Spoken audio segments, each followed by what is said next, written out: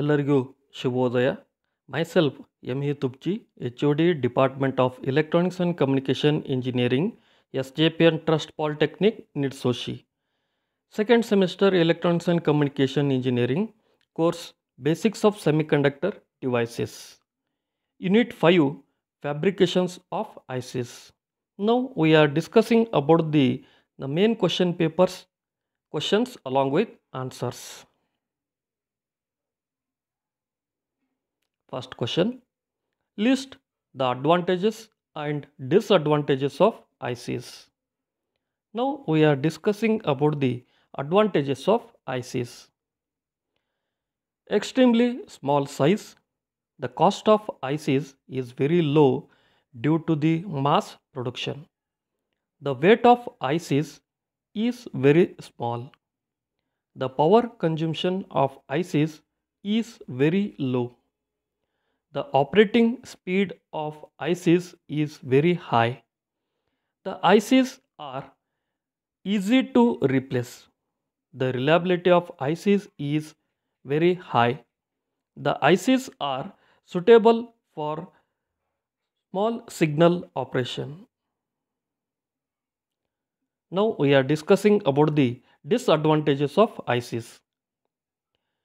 If any one component fails, the entire IC is to be replaced by the new one. Capacitors less than 30 picofarad are only fabricated. The coils or inductors cannot be fabricated. It is not possible to produce high power ICs, that is greater than 110 watt. The ICs function at low voltages. The ICs are delicate, hence extra care must be taken while using them.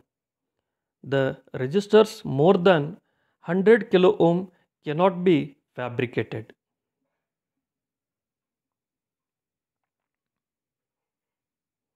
The second question, explain the IC classification based on scale of integration.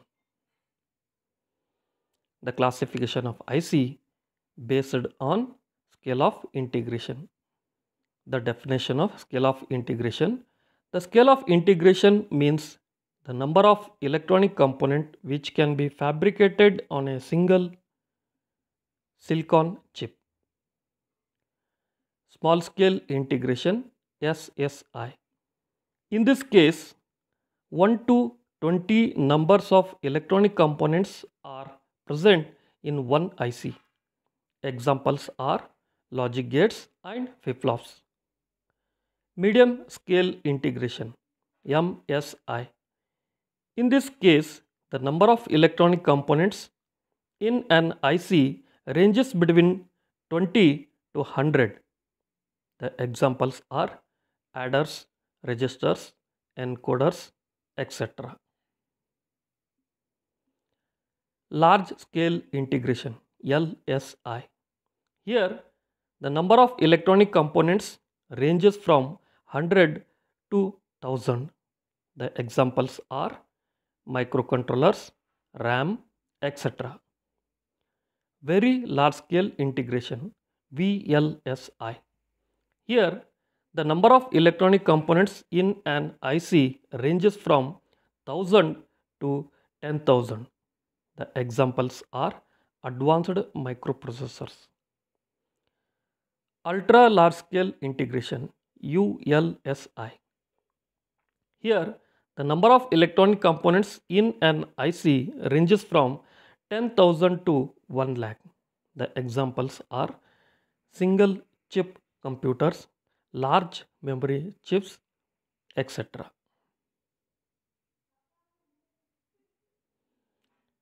Second question, explain the IC classification based on structure. The ICs are classified based on structures as monolithic IC, thin film IC and thick film IC, and hybrid IC. Now we are discussing about these ICs. Monolithic ICs. In monolithic ICs, All the components are fabricated on a single silicon chip. These are used for the low power applications. This IC manufacturing process is economical because it can be used for mass production. Thin film IC and thick film IC. Only passive components such as resistors, capacitors are fabricated in thick and thin film ICs. The technique is generally used for digital ICs. The thick film is easy and inexpensive, while thin film produces components with greater precision.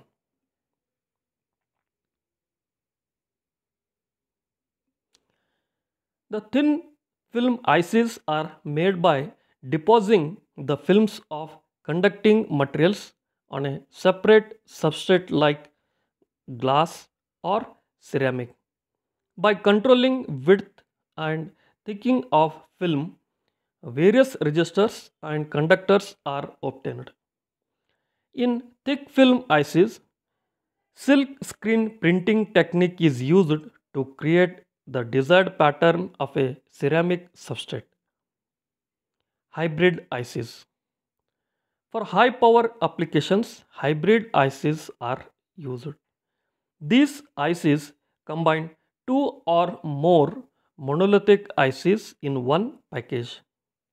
They may combine monolithic ICs with thick film ICs. This technique is used to produce both linear as well as digital ICs.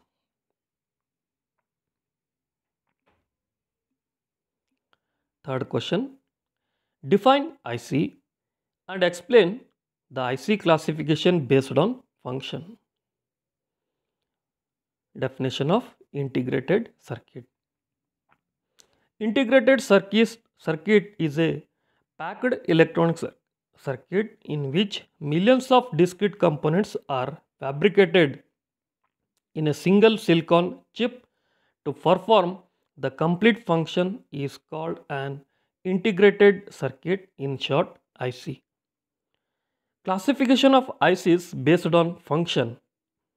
The ICs are classified based on their function as analog and digital ICs. Classification of IC based on function. The analog ICs work on the continuously varying signals, hence linear in nature. The examples of linear ICs are power amplifiers, voltage regulators, voltage comparators, operational amplifiers, etc. The digital ICs work on discontinuous signals or discrete signals, hence nonlinear in nature. The output of digital circuits has two states, high or low. The examples of digital ICs are logic gates, counters, memory chips, registers, flip-flops, etc.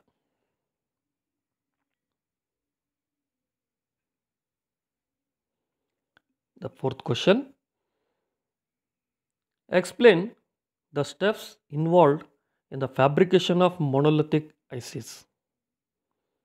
Following are the steps in fabricating monolithic ICs.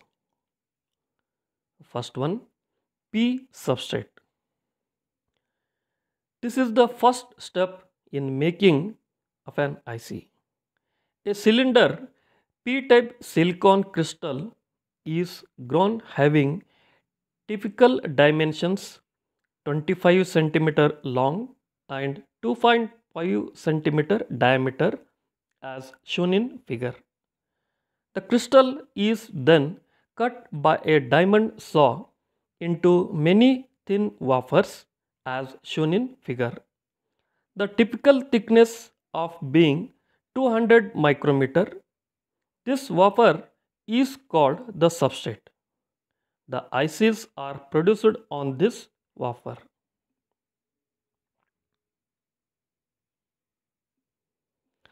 Second one, epitaxial N layer. The next step is to put the wafers in a diffusion furnace. A gas mixture of silicon atoms and pentavalent atoms is passed over the wafers. This forms a thin layer of N-type semiconductor on the heated surface of substrate as shown in figure. This thin layer is called the epitaxial layer and is about 10 micrometer thick. In this layer, the whole IC is formed. Third one, insulating layer. In the order to prevent the contamination of the epitaxial layer, a thin SiO2 layer about 1 micrometer thick is deposited over the entire surface as shown in figure. This is achieved by passing pure oxygen over the epitaxial layer. The oxygen atoms combine with silicon atoms to form a layer of silicon dioxide, that is SiO2.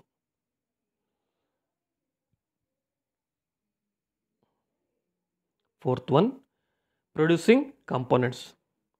By the process of diffusion, appropriate materials are added to the to substrate at specific locations to produce diodes, transistors, resistors and capacitors.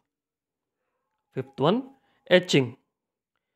Before any impurity is added to the substrate, the SiO2 layer is etched. The process of etching exposes the epitaxial layer and permits the production of desired components.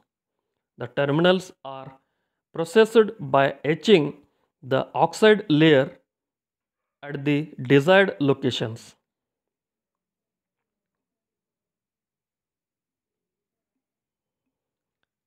Sixth one, chips.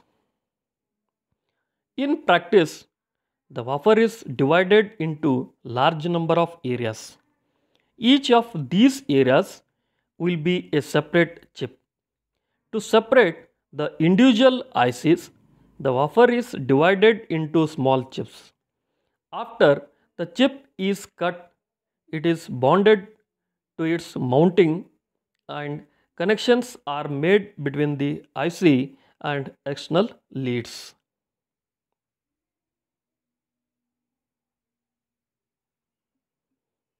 Seventh, encapsulation. In order to protect ICs from external environment and to provide mechanical protection, various forms of encapsulation are used for ICs as shown in figure.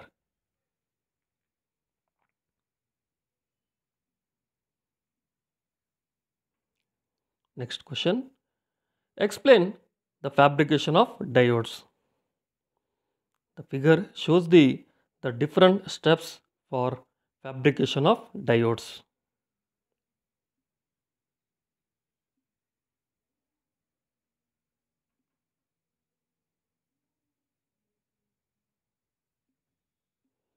Now we are discussing about the fabrication of diodes. A part of epitaxial layer of the P substrate is etched off as shown in figure.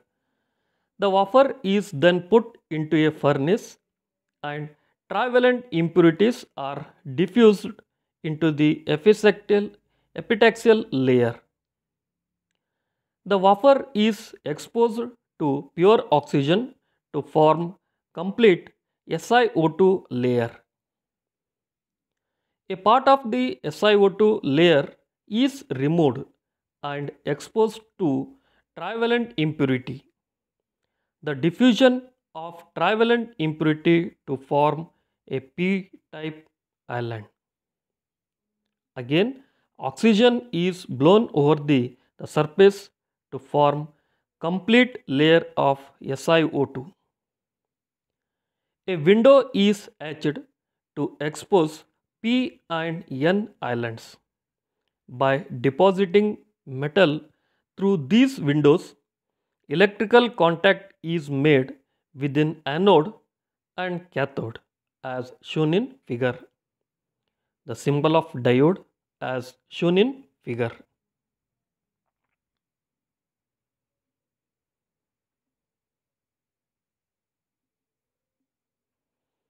Sixth one, explain the fabrication of capacitors. The figure shows the different steps for the fabrication of capacitors.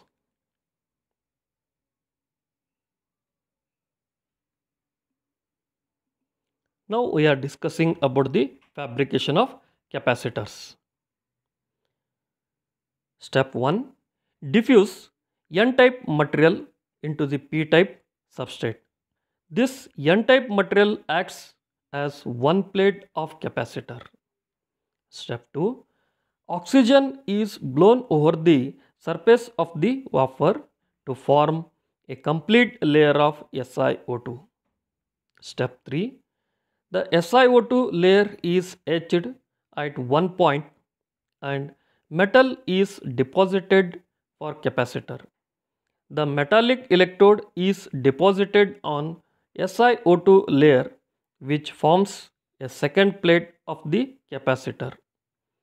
The SiO2 layer present in between acts like a dielectric material.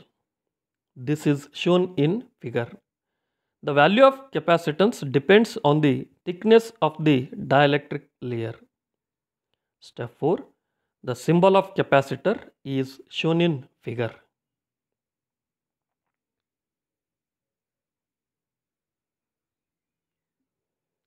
Thank you.